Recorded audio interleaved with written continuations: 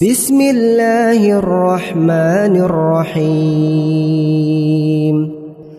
الحمد لله الذي أنزل على عبده الكتاب ولم يجعل له عوجا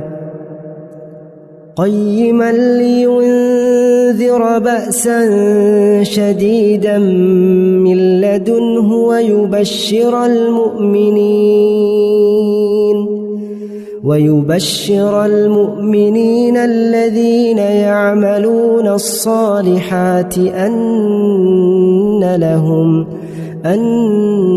لهم أجرا حسنا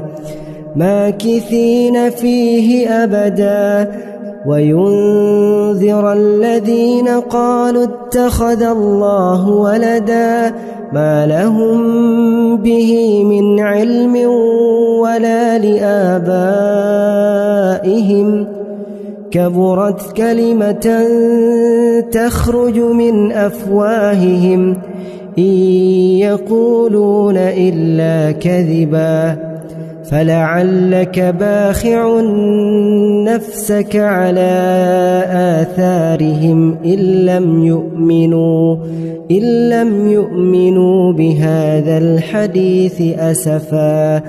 إنا جعلنا ما على الأرض زينة لها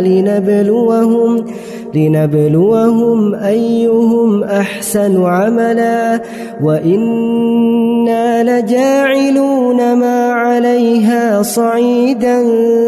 جرزا أم حسبت أن أصحاب الكهف والرقيم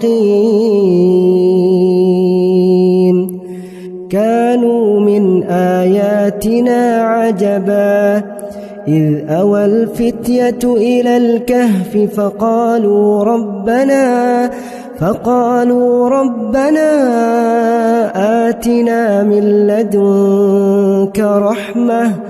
وهيئ لنا من أمرنا رشدا.